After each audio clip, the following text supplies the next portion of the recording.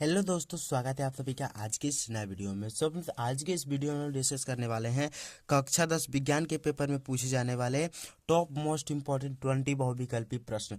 जी हाँ दोस्तों, आपके एग्जाम 29 फरवरी को ये प्रश्न आएंगे ही आएंगे, क्योंकि ये प्रश्न यूपीएमएसपी की ऑफिशियल वेबसाइट ने ही जारी किया है।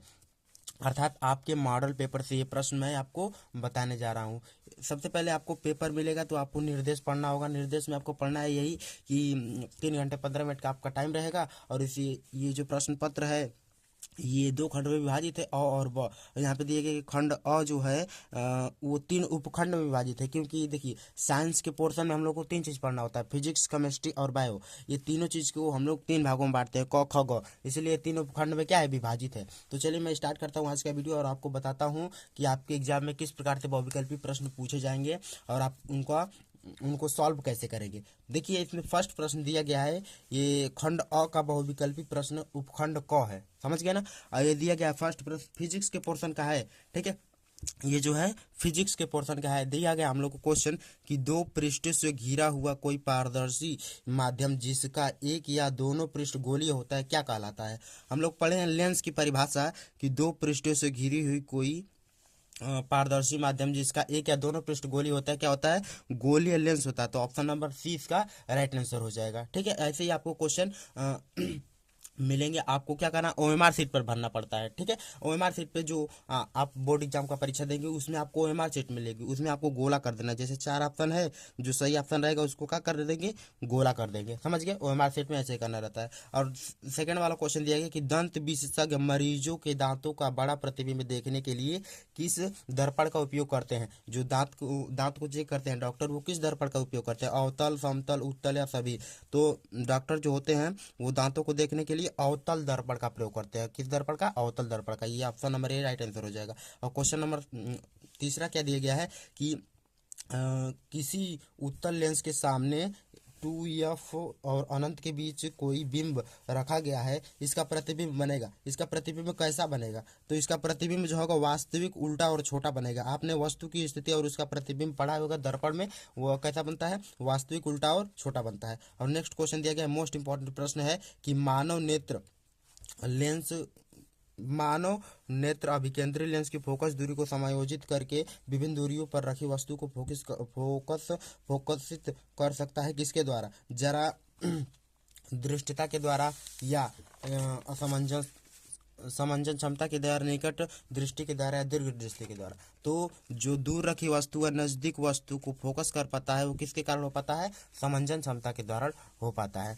ठीक है। और क्वेश्चन नंबर सेकंड दिया गया 5 दिया गया है, ये मोस्ट इंपॉर्टेंट प्रश्न है कि कॉलम ए में दी गई राशि का सुमेलन कॉलम बी के SI मात्रक में सही विकल्प द्वारा चुनिए। मतलब सही विकल्प द्वारा कॉलम ए से कॉलम बी में क्या करना, मैच कराना हम लोग को दिएगा। फॉल यहाँ पे दिए गए विद्युत विभवांतर का मैच किसमें होगा। मैं आपको एक ट्रिक बता रहा हूँ मैच करने का। यदि आपको इसमें से एक या दो भी आ रहा है तो आप इसका सही आंसर कर सकते हैं। जैसे मान लीजिए कि आपको विद्युत धारा का मात्रक आ रहा है कि विद्युत धारा का मात्रक क्या होता है, तो विद्युत धारा का मात्रक एम्पियर होता है। अब देखिए यहाँ पे पहले का संबंध दूसरे में हो गया ना, तो इसमें आप मिलाइए कि पहले का संबंध दूसरे में कौन सा है। यदि आपको कंफर्टेबल अच्छे से पता है तब, तो पहले का संबंध दूसरे में, दूसरे का संबंध पहले में, तो दूसरे का संबंध ये चौथे वाले में क्या हो, दूसरे का संबंध पहले में मिल रहा है। और एक और आपको याद है, यदि प्रतिरोध का संबंध, प्रतिरोध का मात्रक क्या होता है, ओम होता है। अर्थात चौथे का संबंध तीसरे में, तो चौथे का संबंध तीसरे में, मतलब कि चौथा वाला जो है इसका राइट आंसर है। जी आपको 2 आ रहा है और दोनों पता है अच्छे से संबंध उसका, तब आप इसका सही आंसर लगा सकते हैं। अब यहाँ पे दिया गया नेक्स्ट क्वेश्चन, ये मोस्ट इंपॉर्टेंट प्रश्न, ये तो न्यूमेरिकल जैसा है,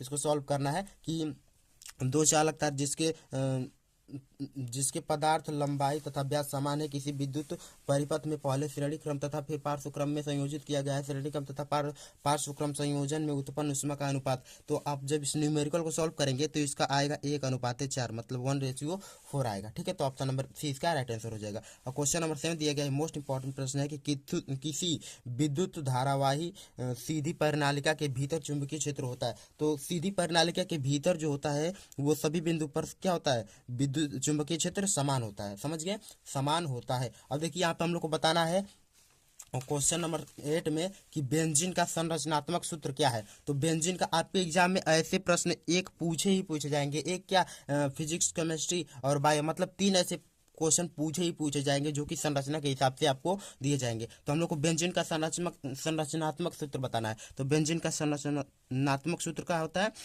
सी कार्बन, फिर double bond carbon, single bond carbon, double bond carbon, single bond carbon, double bond. ये क्या होता है? बेंजीन का सूत्र होता है। अर्थात सी बे जो दिया गया है वो क्या है? राइट आंसर है। ठीक है, अब देखते हैं क्वेश्चन नंबर 9। ये क्वेश्चन नंबर 9 क्या है? मोस्ट इंपॉर्टेंट प्रश्न है कि निम्नलिखित में समजातीय श्रेणी है, इसमें से कौन सी समजातीय श्रेणी हमको बताना है। देखिए यहाँ पे दिया गया समजातीय श्रेणी की विशेषता क्या होती है कि जितने हाइड्रोजन होते हैं ना, हाइड्रोजन की जो संख्या होती है वो कार्बन की संख्या से डबल से 2 अधिक होती है। मतलब कि कार्बन की संख्या यदि 2 है तो हाइड्रोजन की संख्या डबल से 2 अधिक, मतलब कि 4 हो जाएगी। 4 2 6 हो जाएगी। कितनी हो जाएगी? 6 हो जाएगी। तो इसमें हमको समजातीय श्रेणी में मिलाना है। तो ऑप्शन ए और चौथा, मतलब ए और चौथा, पहला और चौथा क्या है इसका सही आंसर? आप मैच कर लीजिएगा वैसे ही। ठीक है, अब यहाँ पे क्वेश्चन नंबर 10 दिया गया। ये मोस्ट इंपॉर्टेंट प्रश्न है कि पृथ्वी के भूपटल में प्राकृतिक रूप से पाए जाने वाले तत्वों या यौगिकों को क्या कहते हैं? तो अयस्क कहते हैं। क्या कहते हैं? जो शुद्ध और अशुद्ध दोनों रूप में पाए जाते हैं अयस्क होते हैं। शुद्ध रूप में तो नहीं, मतलब कि मिश्रित होते हैं और उससे अलग अलग चीज निकाली जाती है। अब यहाँ पे दिया है कि दंत का क्षय प्रारंभ होता है कब? दांतों का क्षय प्रारंभ कब होता है? जब मुंह का पीएच मान 5.5 से अधिक होता है, या 5.5 से कम होता है, या पीएच मान 7 होता है, या इनमें से कोई नहीं। तो जब मुंह का पीएच मान 5.5 से कम होता है, मतलब कि अम्लीय होने लगता है, तब दंत क्षय स्टार्ट हो जाता है। यहाँ पे दिया गया नेक्स्ट वाला, ये मोस्ट इंपॉर्टेंट प्रश्न है कि 12 में दिया गया अभिकथन कि जिंक सल्फ्यूरिक अम्ल के साथ क्रिया कर जिंकेट, जिंक जो होता है सल्फ्यूरिक अम्ल के साथ क्रिया कर जिंक सल्फेट तथा हाइड्रोजन गैस बनाता है, यह एक विस्थापन अभिक्रिया है। तो ये वाला अभिकथन क्या सत्य है? और निषेध दिया गया। नेक्स्ट दिया गया तर्क कि जिंक ऑक्सीजन के साथ अभिक्रिया कर जिंक ऑक्साइड बनाता है। तो ये दोनों कथन क्या है? एक तरफ से सत्य है। ठीक है, तो ऑप्शन नंबर ए दोनों अभिकथन तथा तर्क सही है, तथा तर्क अभिकथन का सही स्पष्टीकरण है। तो ऑप्शन नंबर ए इसका राइट आंसर हो जाएगा। अब देखिए हम लोग को मैच करना है, यहाँ पे क्या करना है? हम लोग को रिक्त स्थान की पूर्ति करना है, समीकरण को पूरा करना है। सोडियम हाइड्रोक्साइड और यहाँ पे दिया गया CH3COOH से बनता है हम लोग को ये। तो हम लोग को बताना ये है कि इसमें से कौन सा चीज़ यहाँ पे रखेंगे तो ये समीकरण बैलेंस हो। देखिए प्रेजेंट टाइम में समीकरण क्या है? बैलेंस है। तो जब ये बैलेंस है तो इसमें एक्सटर्नल कोई लगाने की जरूरत नहीं है। तो ऑप्शन नंबर बी में जो दिखाई दे रहा है, मतलब कि यहाँ पे जो लिखा गया है, इसी को हम लोग वहाँ पे रख देंगे तो क्या हो जाएगा? सही हो जाएगा। मतलब इस सभी के स्थान पे इसी को रख देंगे तो क्या हो जाएगा? सही हो जाएगा। ठीक है, अब क्वेश्चन नंबर देखते हैं नेक्स्ट वाला। क्वेश्चन नंबर 14 क्या बोल रहा है कि अंतः शोषण के दौरान वायु प्रवाह का सही मार्ग होता है। तो अंतः शोषण जब सांस को अंदर लेते हैं, सबसे पहले नासाध्वर्ग में जाती है, फिर कंठ में जाती है, फिर ग्रसनी में, फिर श्वास नली में और फेफड़े में। तो ऑप्शन नंबर इसका क्या हो जाएगा? राइट आंसर हो जाएगा। हमने नेक्स्ट क्वेश्चन को पढ़ते हैं कि निम्नलिखित कथन तथा कारणों को पढ़कर दिए गए विकल्पों में सही विकल्प का चयन कीजिए। देखिए दिया गया कि पिता से प्राप्त क्रोमोसोम से बच्चों का लिंग निर्धारण होता है। तो ये कथन बिल्कुल सत्य है कि पिता से ही बच्चों का लिंग निर्धारण होता है। और यहाँ पे देखिए कि मानव पुरुष में एक यक्ष और एक वायु गुणसूत्र होता है। तो इसमें दोनों कथन क्या है? बिल्कुल सत्य है। यहाँ पे देखिए कारण ए कारण तथा कथन तथा कारण दोनों सत्य है। ठीक है, तो ये दोनों क्या है? सत्य है। तो ऑप्शन है मेरे इसका राइट आंसर हो जाएगा। और यहाँ पे हम लोग को बताना है कि विद्युत आवेग प्रवाह की दिशा कौन सी होती है। तो विद्युत आवेग प्रवाह की दिशा होती है डेंड्रान से होती है कोशिका की तरफ। तो कोशिका की तरफ, मतलब ऑप्शन नंबर बी जो है, ऑप्शन नंबर बी ये क्या है? इसका राइट आंसर है। मतलब कि ये जो विद्युत प्रवाह की जो गति है वो डेंड्रान से और कोशिका की तरफ आती है। समझ गए ना?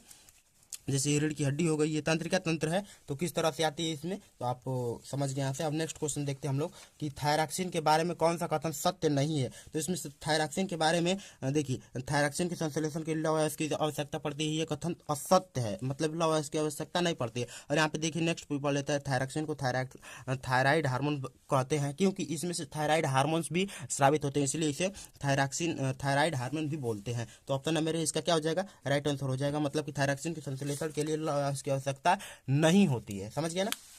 अब क्वेश्चन नंबर देखते हैं 18 भी क्या है? मोस्ट इंपॉर्टेंट है। ये बायो का पोर्शन, ये बायो का पोर्शन से है कि निम्नलिखित में ABC किस क्रम में लगे हुए हैं। तो देखिए जहाँ से पुष्प बोलते हैं, पौधे निकलते हैं, उसे हम लोग बोलते हैं प्रांकुर, और जहाँ उसकी जड़ निकलती है उसे हम लोग बोलते हैं मूलांकुर, और जहाँ ये जो फलक दिखाई दे रहे हैं इसे हम लोग बोलते हैं बीजपत्र। तो पहले क्या है? प्रांकुर, फिर मूलांकुर, बीजपत्र, और फिर क्या है?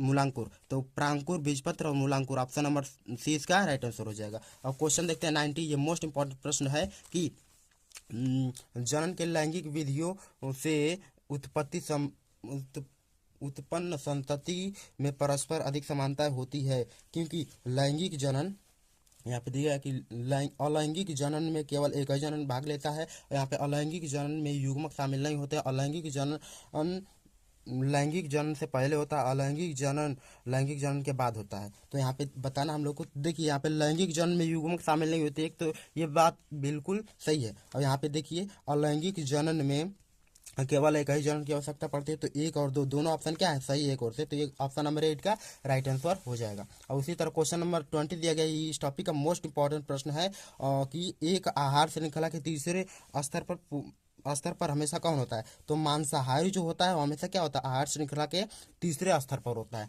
तो ये थे आज के इस टॉपिक के मोस्ट साइंस के 20 बहुविकल्पी प्रश्न। तो मैं ऐसा करता हूँ कि आज का पूरा वीडियो आपको समझ में आएगा। यदि इसके बावजूद आपको कोई डाउट हो तो कमेंट में पूछ लीजिए। मिलते हैं अगले वीडियो में, तब तक के लिए धन्यवाद। जय हिंद, बाय बाय।